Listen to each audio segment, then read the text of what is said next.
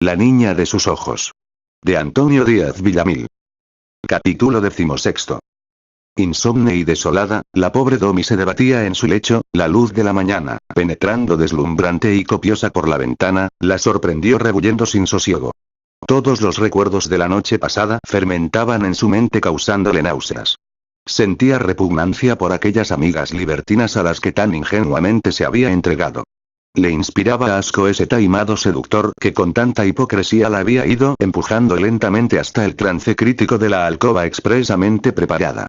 Tenía asco de sí misma al mirar sus brazos desnudos que aún le parecían conservar las huellas de las manos torpes y sensuales que se apretaron sobre su carne para rendirla.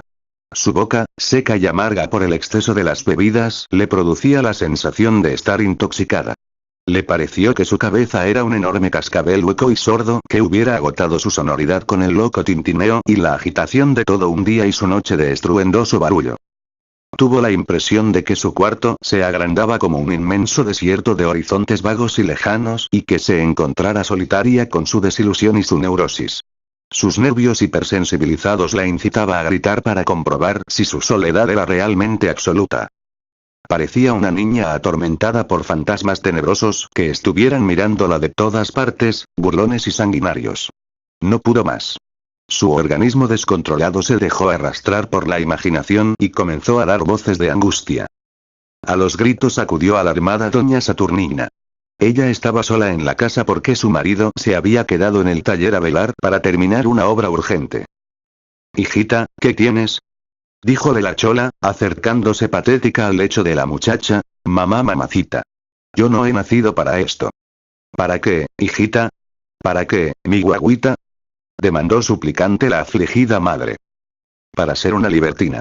Para ser una mercancía. Para ser tan desdichada. Para no poder». Una avalancha de sollozos ahogó las exclamaciones de la desesperada muchacha. Pero luego su amago histérico se transformó en llanto. Y lloró a torrentes, con llanto desbordante que solo entrecortaban los sollozos. La confundida madre plebeya no sabía qué hacer.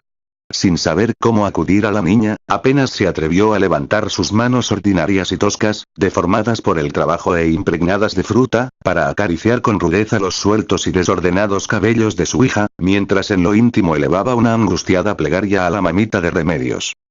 Tommy siguió llorando hasta anegar las almohadas e impregnar su cabellera.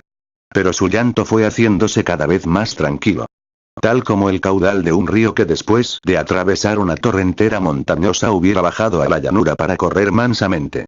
Sin agitarse y con las violentas convulsiones de los sollozos que habían hecho crujir la delicada cama de palo de rosa, su cuerpo laxo e inerme quedó de bruces con la cara hundida en las blondas de la cabecera.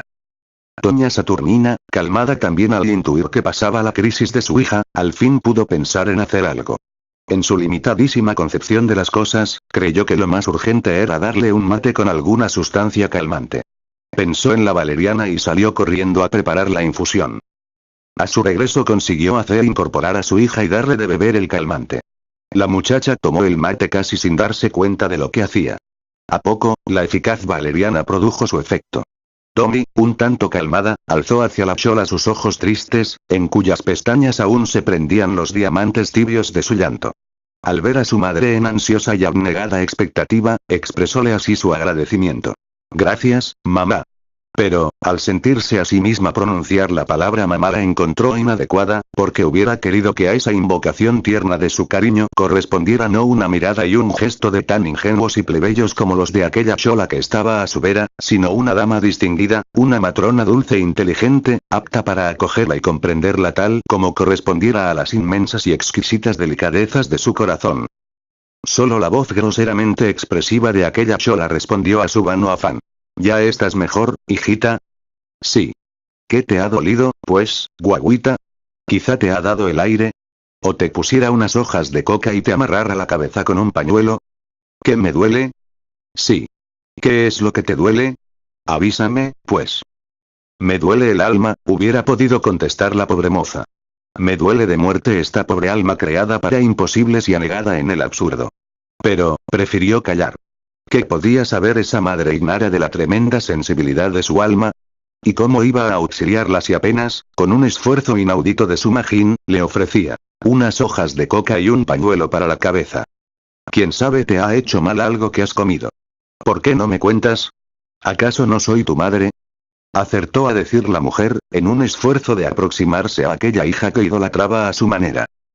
La rústica ternura de esas frases en lugar de conmover a Domi le produjo daño porque le dio a comprender, una vez más, que era infranqueable el abismo espiritual que la separaba de su progenitora.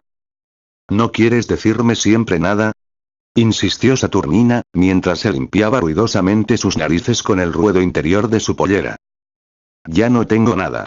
Lo único que quiero es que me dejen sola. Y para evitarse la visión tan próxima y repelente de su madre, de esa madre que era el testimonio del estigma social que la atormentaba, se arrojó de bruces sobre la almohada. Doña Saturnina contempló a su hija. No encontraba la manera adecuada para demostrarle su cariño.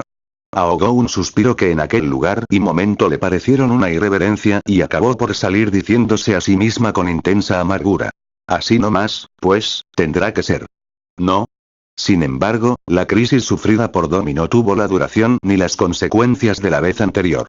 Su resistencia moral se había fortificado por efecto de los mismos contrastes pasados. Era innegable que en la escuela del dolor, las desventuras son maestros eficientes para educar a los espíritus y darles capacidad para sobrellevar mayores desdichas. Domi iba saliendo de ese cruel noviciado hecha una gran mujer, aleccionada y madura para enfrentarse con la vida. Más amargada, pero más reflexiva. Más dolorida en el alma, pero firmemente resignada. Renunció a sus amigos y a sus diversiones antiguas y, durante muchos días, hizo vida de una austeridad sorprendente. Se entregó fervorosamente a la lectura y a la música. Eligió versos para aprenderlos y recitar, especialmente aquellos que conjugaban mejor con los estados de su espíritu. Así, abstraída en un mundo de superiores sentimientos, hasta se puso a planear la posibilidad de escribir la novela de su vida. Soñó en crear una heroína, joven y desventurada, que hiciera a los demás todo cuanto de ilusión y de fracaso ella misma había vivido. Cantar luego un amor bello y luminoso, tal como ella hubiera querido encontrar al final de tantas desdichas y epilogar la obra con el triunfo de sus ansias. Porque, a pesar de toda su resignación y de sus propósitos de vida, sentía en lo profundo de su alma la ansiedad de amar. Cuantos más golpes había soportado en esa fibra de su sentimiento, más anhelante estaba de darse al amor, con la ansiedad reprimida y acosada de su romanticismo y de su juventud. Con más empeño soñaba en alguien a quien pudiera encontrar digno de su cariño y de su caudal de amor. Era extraordinario lo que le ocurría a medida que pasaban los días. Estimulada por sus febriles lecturas, incitada por el ejemplo de los personajes de los libros y alentada por los hechos ejemplares que había leído, acrecía su anhelo de ser feliz y esperaba que el destino, compadecido de ella y de su juventud, le trajera de cualquier manera y por cualquier camino al hombre que supiera merecerla y comprenderla. Pensando así y actuando como una niña que esperara el milagro de una fantástica noche de reyes, estaba detrás de su ventana contemplando el cielo, cuando la voz de su madre, cariñosa y tímida, sonó a sus espaldas. «Hijita. ¿Vas a salir ahora a la calle?»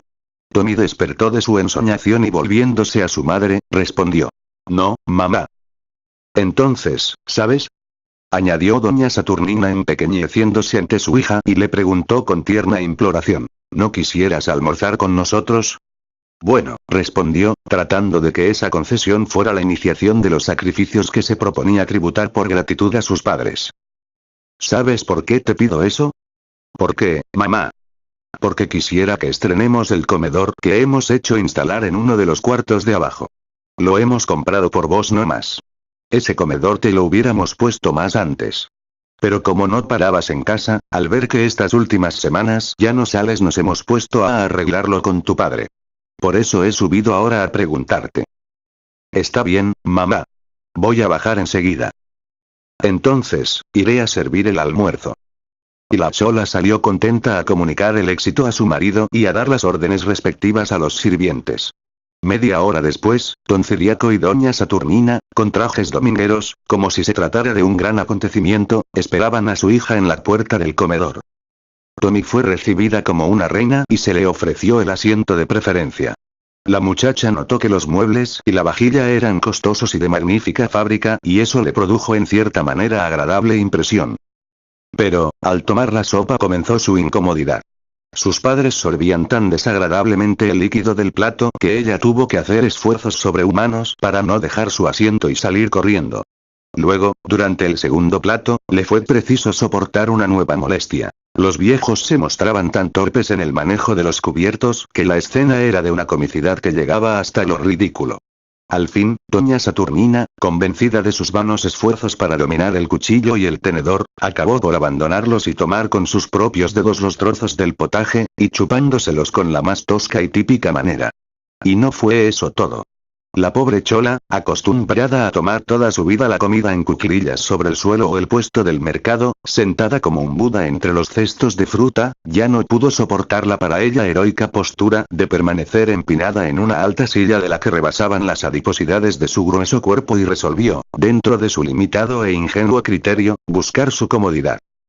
¡Ay, hija! Lo que es, yo me voy a bajar no más al suelito para acabar mi almuerzo, porque no estoy acostumbrada a este martirio de la silla. Y lo hizo tal como lo había dicho. Sentada sobre sus rodillas dobladas a la manera india, sobre el suelo, continuó almorzando. Tommy calló y retuvo a duras penas su disgusto. Pero no tardó en volver a incomodarse viendo a su padre quien, si bien seguía en la mesa con meritoria compostura, luchaba afanosamente con los cubiertos y los trozos de alimento que se le escapaban del plato, con una porfía tan abnegada que eran un contraproducente tributo de homenaje a la señorita. Por último, al final del menú, constituyeron una nueva y terrible prueba para la estabilidad de las entrañas de Dom y los ruidosos eructos que su padre y su madre lanzaban como la cosa más natural del mundo en las propias narices de su hija. Tommy ya no pudo más. Aquello había sido inaudito para su delicadeza. Su repugnancia era invencible. Agradeció de la mejor manera que pudo y salió del flamante comedor atormentada por las náuseas. Es inútil. No puedo. Se dijo, corriendo a refugiarse en su habitación. Soportar esto está por encima de mis fuerzas y de mi naturaleza.